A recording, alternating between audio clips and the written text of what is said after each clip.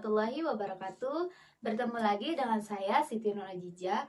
Baiklah, di dalam video ini saya akan membahas tentang karya tulis ilmiah. Simak baik-baik videonya ya.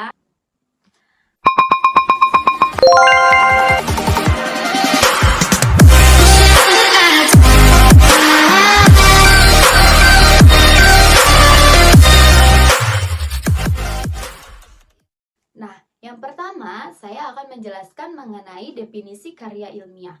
Apa sih karya ilmiah itu? Nah, karya ilmiah adalah karya tulis yang dibuat dengan prinsip-prinsip ilmiah berdasarkan data dan faktanya.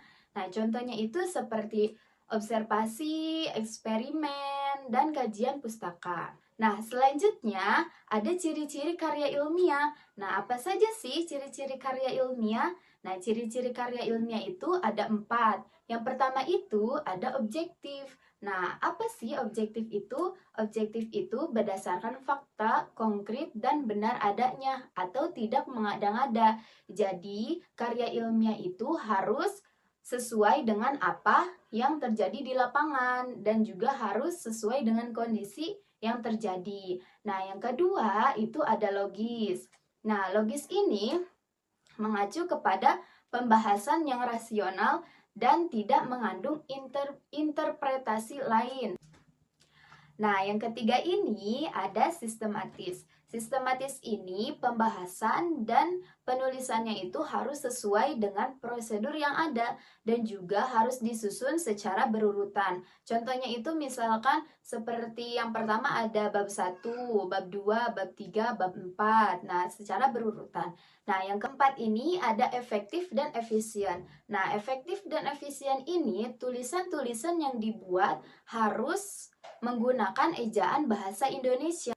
Nah, karena apa? Karena karya ilmiah ini merupakan ragam formal. Jadi, pembahasannya juga harus menggunakan bahasa formal. Jangan menggunakan bahasa gaul ataupun bahasa-bahasa yang sering digunakan di novel.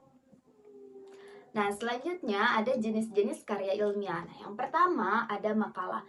Makalah itu karya tulis sebagai hasil pelaksanaan tugas. Nah, biasanya makalah ini suka ditunjukkan kepada mahasiswa untuk suatu mata pelajaran. Nah, yang selanjutnya, yang kedua itu ada artikel atau jurnal. Nah, artikel atau jurnal ini adalah karya ilmiah lengkap. Nah, biasanya artikel atau jurnal ini sering diterbitkan atau dipublikasikan. Nah, yang ketiga itu ada skripsi. Nah, skripsi ini karya ilmiah mahasiswa untuk menyelesaikan studi S1. Nah, selanjutnya yang keempat itu ada tesis. Tesis ini karya ilmiah mahasiswa untuk menyelesaikan studi S2. Yang kelima ada disertasi. Disertasi ini karya ilmiah mahasiswa untuk menyelesaikan studi S3. Nah, selanjutnya ada artikel ilmiah populer. Nah, artikel ilmiah populer ini ditulis dengan gaya bahasa populer untuk dimuat di media massa. Nah, selanjutnya ada manfaat karya ilmiah bagi penulis. Nah, yang pertama itu bisa meningkatkan keterampilan membaca. Yang kedua, bisa meningkatkan daya pikir yang kritis. Nah, yang ketiga, bisa meningkatkan kepuasan intelektual. Nah, yang keempat, bisa membangun budaya akademik. Dan yang terakhir, yang kelima, yaitu bisa memiliki banyak sumber.